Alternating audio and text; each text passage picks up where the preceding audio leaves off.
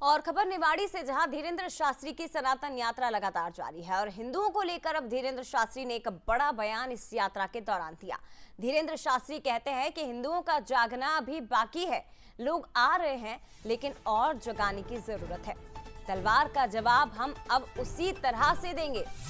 पंडित धीरेन्द्र कृष्ण शास्त्री कहते हैं कि हम विचारों को जगाने निकले हैं, विचार से काम नहीं होगा तो गोलियां भी चलेंगी। बांग्लादेश का उदाहरण सभी के सामने है, अगर अभी नहीं सुधरे तो आगे रहा कठिन है। वक्त पंडित धीरेन्द्र शास्त्री हनुमान जी की कृपा से, जैसा वो कहते हैं, ओरछा की तरफ चल पड़े। ओरछा की दूरी ज्यादा नहीं है, मतलब हनुमान और राम का मिलन होने वाला है।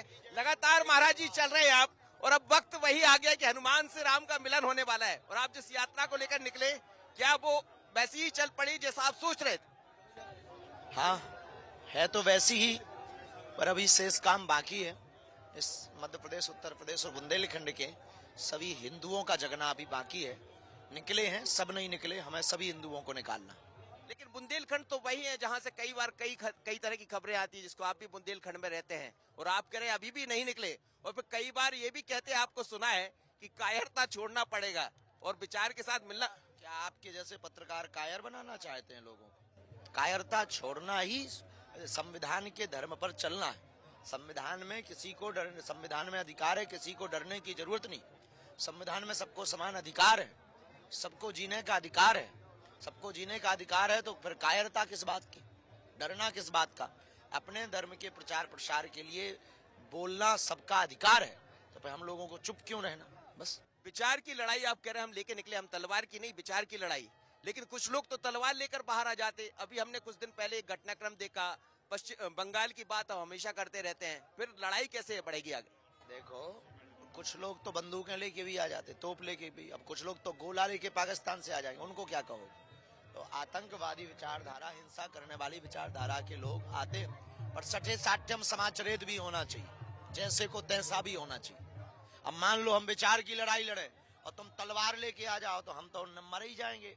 इसलिए बीच बीच में बचाव के लिए, अगर नहीं मानोगे तो पहले विचारों से समझाएंगे, जब नहीं मानोगे तो फिर ठीक है, देखा जाएगा। सठे साठ्यम समाचरित कानून है देश में, पुलिस बल है, उनके पास लाठियां हैं, पुलिस के पास गोलियां भी हैं।